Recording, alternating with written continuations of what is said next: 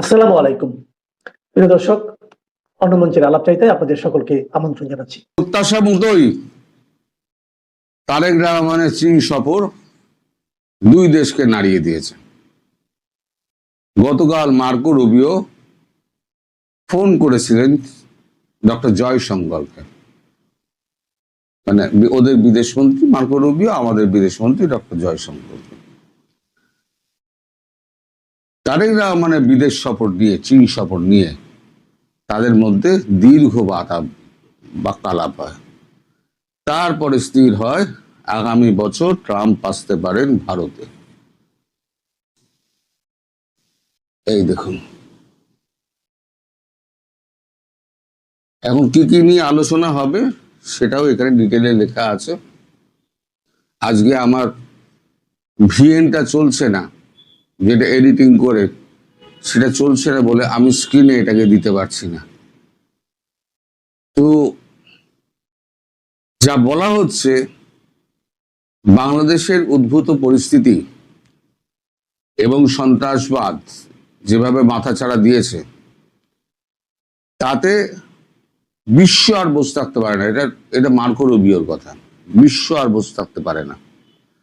বিশ্বের কাছে একটা বার্তা যাচ্ছে যে একটা দেশ ধীরে ধীরে সিরিয়া, লেবাননের দিকে পৌঁছে যাচ্ছে। এতে ভারতের উদ্বিগ্ন হওয়ার যথেষ্ট কারণ আছে। আমরা বুঝি, অবস্থার সৃষ্টি তো আপনারাই করেছেন, সৃষ্টিকর্তা আপনারা। কথা শোনাতে ছাড়েনি, সৃষ্টিকর্তা তো আপনারাই। আপনারা তো ধোয়া তুলসী পাতা নন। আপনারা এই সমস্ত কর্মকাণ্ড করে সিআইএ কে দিয়ে, ডোনাল্ডুকে দিয়ে, একটা সরকারকে উচ্ছেদ করে একটা শান্ত দেশকে আপনারা অশান্ত করে দিয়ে এখন আপনারা ভারতের সঙ্গে আলোচনা করার জন্য আসতে চাইছেন। আসুন, তাতে আমাদের কোনো আপত্তি নেই। মার্কো রুবিও ওই পথে আর না গিয়ে তারপর বলেন চীন সফরকে আপনারা কিভাবে দেখছেন, মানে তারেক রহমানের চীন সফরকে। তখন মার্কো রুবিও জয়শঙ্করজি বলেছেন যে এখনো এই বিষয়ে তো তেমন কোনো চুক্তি তো হয়নি, যেমন তিস্তা মহাপ্রকল্প, সে বিষয়ে কোনো চুক্তি হয়নি, বিমান কেনা নিয়ে চুক্তি হয়নি। তাছাড়া দেশটা ঋণে ডুবে আছে।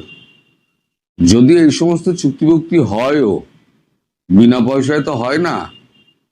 আর আমি যেটা বলেছিলাম আপনাদের, একদিনে আমি টাকা দিলাম দিয়ে 17টা কি 20টা বিমান নিয়ে এলাম, তা তো হয় না। আমরা রাফেল কিনছি 24টা না 36টা। এই রাফেল 2036-এ গিয়ে আমাদের ডেলিভারি হবে, মানে একটা দুটো করতে করতে 2036-এ আমাদের পুরো ডেলিভারি কমপ্লিট হবে। টাকা দিলেই হলো না। টাকা দেওয়ার পরবর্তী সময়, এটা তো এক গাড়ির শোরুম নয় যে এটা সাজিয়ে রেখে দেবে। যুদ্ধ বিমান দিয়ে কি হবে? ভারতের সঙ্গে লড়বে নাকি মায়ানমারের সঙ্গে লড়বে? কার সঙ্গে লড়বে? বাংলাদেশ সেনাবাহিনীর কি সেই শক্তি রয়েছে, সেই গোলা বারুদ রয়েছে? সে প্রশ্নকে আমি দূরে ঠেলে রাখছি। এখন বর্তমানে যে অবস্থার সৃষ্টি হয়েছে, আমি কালকে যেটা থাম্বনেইলে দিয়েছিলাম যে বাসে তেল লাগানো হচ্ছে, দেখুন তেলটা কিন্তু লাগানো হচ্ছে। এখন কিন্তু এই তেল কিন্তু বাঁশ। এখন কিভাবে পশ্চাৎ দেশে পতিত হবে সে আমি জানি না, তবে কিছু একটা বড় সড়ো হতে পারে। ট্রাম্পের আসার কথা ছিল নভেম্বর অথবা ডিসেম্বরে, কিন্তু সেই সময়তে মানে তার আগে পরে বেজিং এর আমাদের রাষ্ট্রপতি এবং পুতিনের, রাশিয়ার রাষ্ট্রপতি দুজনেই এখানে আসছেন। আমি বারবার আপনাদের বলেছি, ডেট এখনো ঠিক হয়নি, কিন্তু ওই সময়ের মধ্যেই আসবেন। G7 এর কথা, G7 বলছি, আমাদের RIC এবং ব্রিক্সের ব্যাপারে। তো একজন লিখেছেন কোয়াডের সঙ্গে এটা মিল খায় না। বাস্তবতায় কোয়াড আলাদা, কোয়াড একটা আলাদা বিষয়। আর ব্রিক্স আলাদা, RIC আলাদা। তাকে আমি একটুখানি ঘেঁটে ফেটে দেখতে বলবো, গুগল দেখতে বলবো। নিশ্চিত না হয়ে কেমন এটা অবাস্তব বলে তিনি বললেন আমি জানি না, তো আমি নামটা আমার মনে নেই। তো যাই হোক, এখন শুধু আসছেন দুটো ব্যাপারে আসছেন ট্রাম্প। একটা হচ্ছে বাণিজ্য চুক্তি।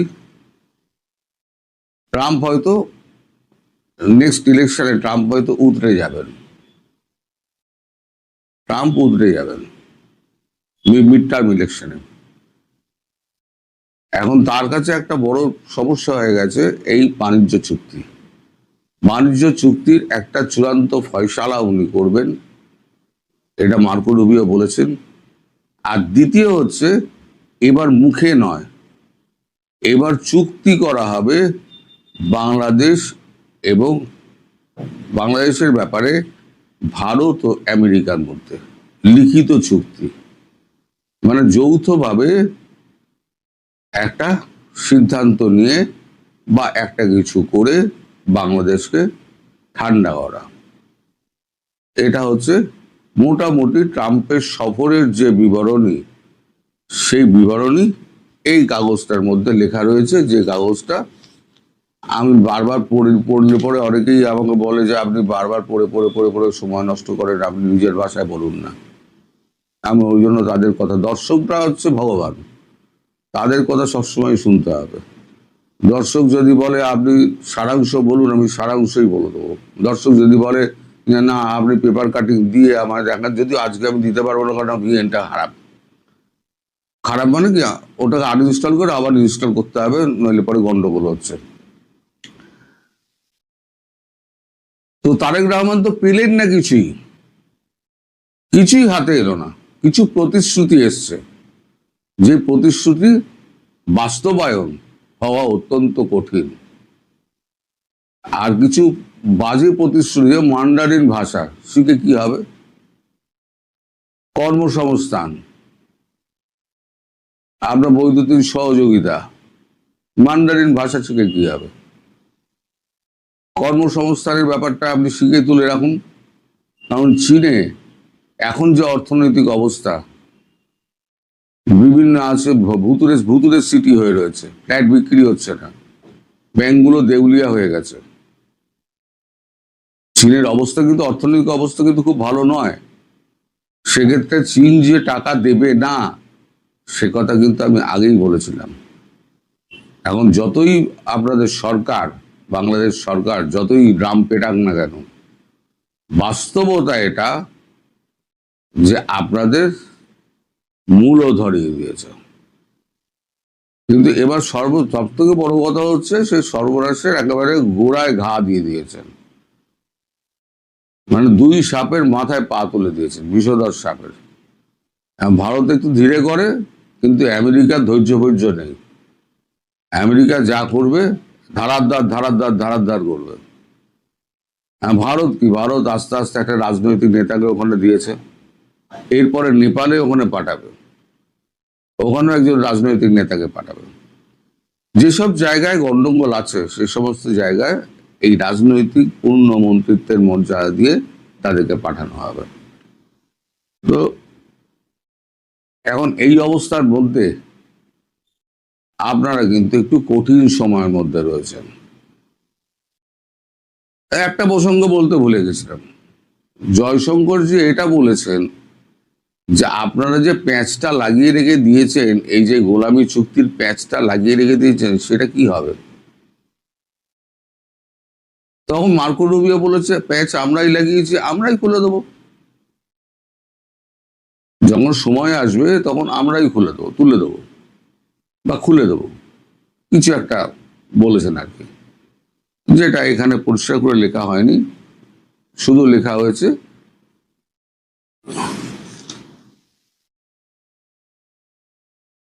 গোলামি চুক্তির ব্যাপারে যেটা বলা হচ্ছে, সেই চুক্তি আদতে থাকবে কি থাকবে না সেটা নিয়ে আগামী দিনে কথা হবে বলে মার্কো রুবিও মন্তব্য করেছেন।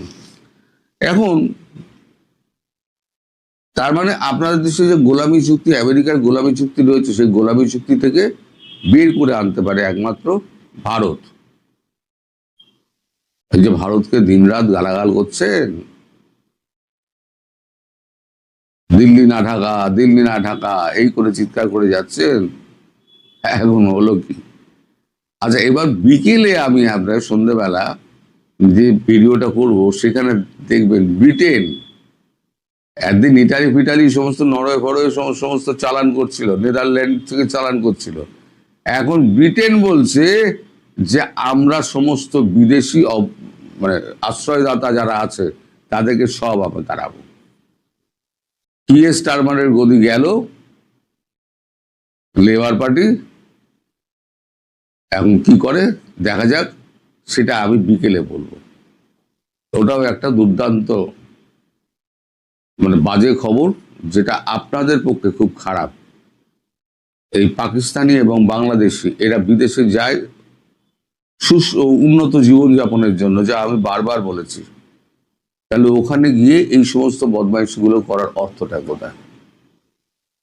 তো যাই হোক, আপনারা সবাই ভালো থাকবেন, সুস্থ। শিখা অনির্বাণকে আসলেই নিভিয়ে দেওয়া হলো? সেনাবাহিনীতে নতুন স্লোগান, কিছু জরুরি প্রশ্ন নিয়ে এই মুহূর্তের ভিডিওতে আপনাদের সামনে কথা বলতে চাই। যে আগুন জ্বলছে বিগত কয়েক দশক ধরে, যা কোনো ঝড় তুফানেও কখনো নিভেনি, তা কি তবে আজ নিভিয়ে দেওয়া হলো?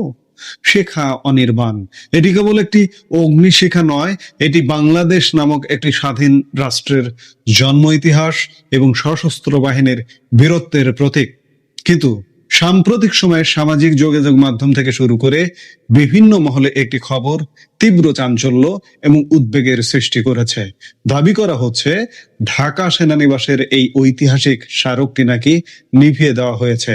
শুধু তাই নয়, রাজশাহীতে সেনাবাহিনীর প্যারেডে একটি নির্দিষ্ট স্লোগান দেওয়া নিয়েও সামাজিক যোগাযোগ মাধ্যমে চলছে তুমুল বিতর্ক।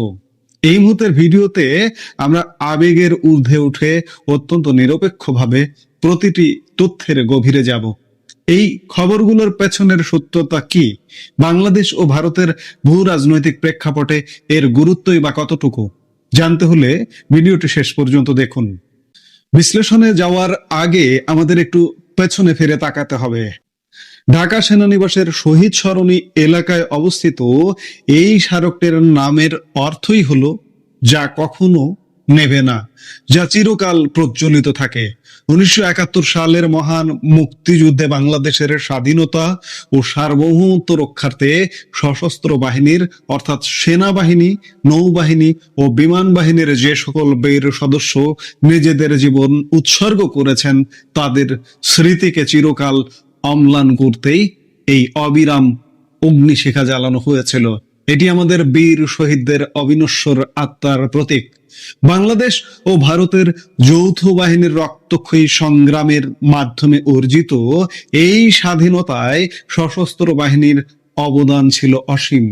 প্রতি বছর স্বাধীনতা দিবস, বিজয় দিবস কিংবা সশস্ত্র বাহিনী দিবসে দেশের মহামান্য রাষ্ট্রপতি, মাননীয় প্রধানমন্ত্রী এবং 3 বাহিনীর প্রধানগণ এখানে এসে শ্রদ্ধা নিবেদন করেন। এমনকি বিদেশি রাষ্ট্রপ্রধানরা যখন বাংলাদেশ সফরে আসেন, তখন এই শিখা অনির্বাণের সামনে দাঁড়িয়ে শহীদদের প্রতি সম্মান জানান। এটি এক চরম রাষ্ট্রীয় ভাব গাম্ভীর্যের জায়গা। তাহলে কি এমন ঘটনা ঘটলো যা আমাদের চরমভাবে শঙ্কিত ও ব্যথিত করছে? গত কয়েকদিনে ইন্টারনেটে কিছু দাবি ছড়িয়ে পড়েছে যে সেনানিবাসে অবস্থিত দীর্ঘদিনের এই ঐতিহ্যবাহী শিখা অনির্বাণ নাকি অনৈসলামিক বিবেচনা করে নিভিয়ে দেওয়া হয়েছে। এই খবরটি যদি সত্য হয়ে থাকে, তবে তা অত্যন্ত নেতিবাচক, দুঃখজনক এবং বাংলাদেশের অসাম্প্রদায়িক চেতনার মূল ভিত্তির ওপর একটি বড় আঘাত। একই সময়ে আরেকটি ঘটনা জনমনে নানা প্রশ্নের জন্ম দিয়েছে। রাজশাহীতে সেনাবাহিনীর একটি প্যারেডের সময় প্রথাগত সামরিক স্লোগানের বাইরে গিয়ে নারায়ে তাকবীর, আল্লাহু আকবার ধ্বনি দেওয়ার বিষয়টি সামনে এসেছে। ব্রিটিশ আমল থেকে শুরু করে পাকিস্তান আমল এবং পরবর্তীতে স্বাধীন বাংলাদেশের সামরিক বাহিনীতে পেশাদার একটি নিজস্ব স্লোগান আছে। বাংলাদেশ সেনাবাহিনীর মূল চালিকা শক্তি হলো সমরে আমরা, শান্তিতে আমরা, সর্বত্র আমরা দেশের তরে। বাংলাদেশের ক্ষেত্রে কিন্তু দীর্ঘকাল ধরে একটি ধর্মনিরপেক্ষ ও জাতীয়তাবাদী পেশাদারিত্ব বজায় রাখা হয়েছে। তাই এই আকস্মিক পরিবর্তনগুলো স্বাভাবিকভাবেই সাধারণ মানুষকে ভাবিয়ে তুলছে। এখানে আমাদের খুব ঠান্ডা মাথায় দুটি দিক বিশ্লেষণ করতে হবে। প্রথমত, শিখা অনির্বাণ নিভে যাওয়ার খবরটি কি আসলেই সত্য, নাকি এটি কোনো গভীর ষড়যন্ত্র বা প্রোপাগান্ডা? তবে যদি সেনাবাহিনীর ভেতরের কোনো সুনির্দিষ্ট অংশ সত্যিই এই ধরনের কোনো এজেন্ডা বাস্তবায়নের চেষ্টা করে থাকে, তবে বুঝতে হবে তারা চরমভাবে বিপদগামী হয়ে উঠছে। বিগত 2 বছরে দেশের নানা রাজনৈতিক ও সামাজিক সংকট, শাসনতান্ত্রিক পরিবর্তন এবং অস্থিরতার পেছনে সেনাবাহিনীর একটি নির্দিষ্ট অংশের ভূমিকা নিয়ে জনমনে নানা প্রশ্ন উঠছে। মহান মুক্তিযুদ্ধকে অবমাননা করার বা প্রতীকগুলোকে মুছে ফেলার যে কোনো চেষ্টা কোনোভাবেই মেনে নেওয়া যায় না। যদি ক্ষমতার দাপটে কিংবা ভিন্ন কোনো ভূ রাজনৈতিক এজেন্ডা নিয়ে কেউ মুক্তিযুদ্ধের চেতনাকে মুছে দিতে চায়, তবে তারা ইতিহাসের সবচেয়ে ভুল কাজটি করছেন। এই ঘটনা প্রবাহ কেবল বাংলাদেশের অভ্যন্তরীণ বিষয় নয়, এটি প্রতিবেশী দেশ ভারতের জন্য অত্যন্ত উদ্বেগের। 1971 সালের মুক্তিযুদ্ধে ভারতীয় সেনাবাহিনী এবং বাংলাদেশের মুক্তিযোদ্ধারা কাঁধে কাঁধ মিলিয়ে লড়াই করেছিলেন। শিখা অনির্বাণের আলো শুধু বাংলাদেশের শহীদদের স্মরণ করে না, এটি সেই যৌথ ত্যাগেরও প্রতীক। বাংলাদেশের সামরিক বাহিনীতে যদি কোনো উগ্রপন্থী বা মৌলবাদী ভাবধারার অনুপ্রবেশ ঘটে, তবে তা সমগ্র দক্ষিণ এশিয়ার স্থিতিশীলতার জন্য একটি বড় হুমকি হিসেবে দেখা দিতে পারে। ফলে দিল্লির নীতি নির্ধারকদেরও এই পরিস্থিতির ওপর গভীর নজর রয়েছে। ভিডিওর শেষে এসে একটি চিরন্তন সত্য কথা সবার মনে রাখা উচিত। এই বাংলাদেশ মহান মুক্তিযুদ্ধের মাধ্যমে 30 লক্ষ শহীদ এবং 2 লক্ষ মা বোনের ইজ্জতের বিনিময়ে অর্জিত এক বাংলাদেশ। 1971 সালে তৎকালীন বিশ্বের অন্যতম প্রতাপশালী পাকিস্তানি সেনাবাহিনীও এদেশের সাধারণ মানুষ ও মুক্তিযোদ্ধাদের প্রতিরোধের মুখে লেজ গুটিয়ে আত্মসমর্পণ করতে বাধ্য হয়েছিল। ইতিহাস সাক্ষ্যে বাঙালির আবেগের শিকড় এবং ত্যাগের ইতিহাস অনেক গভীরে। কোন সাময়িক শক্তি বা রাজনৈতিক এজেন্ডা দিয়ে এই চেতনাকে উপড়ে ফেলা সম্ভব নয়। শিখা অনির্বাণের আগুন আমাদের হৃদয়ে জ্বলে। আমরা আশা করব বাংলাদেশ সেনাবাহিনী তার গৌরবময় পেশাদারিত্ব এবং অসাম্প্রদায়িক ঐতিহ্য ধরে রাখবে এবং এই ধরনের সমস্ত বিতর্কের অবসান ঘটিয়ে সত্যটি দেশবাসীর সামনে তুলে ধরবে। আইএসপিআর বিজ্ঞপ্তি দিয়ে জানাতে পারে, সেনাবাহিনী বিজ্ঞপ্তি দিয়ে জানাতে পারে যে আসল ঘটনা কি। এটি কি মেইনটেনেন্সের জন্য অফ করে রাখা হয়েছে, নাকি আসলেই কি এটিকে ধ্বংস করে দেওয়ার একটা চেষ্টা চলছে? এটি দেশবাসীর সামনে সেনাবাহিনীকে আহ্বান করব, আপনারা বিষয়টি পরিষ্কার করুন, নইলে এই ঘটনাটি বহুদূর যেতে পারে। কাজেই ভুল বোঝাবুঝির অবসান ঘটাতে ইমিডিয়েট আপনারা বিষয়টিকে পরিষ্কার করবেন। এই মুহূর্তের ভিডিও থেকে বিদায় নিতে চাইছি। দেখা হবে পরবর্তী ভিডিওতে। সে পর্যন্ত ভালো থাকুন, সুস্থ থাকুন।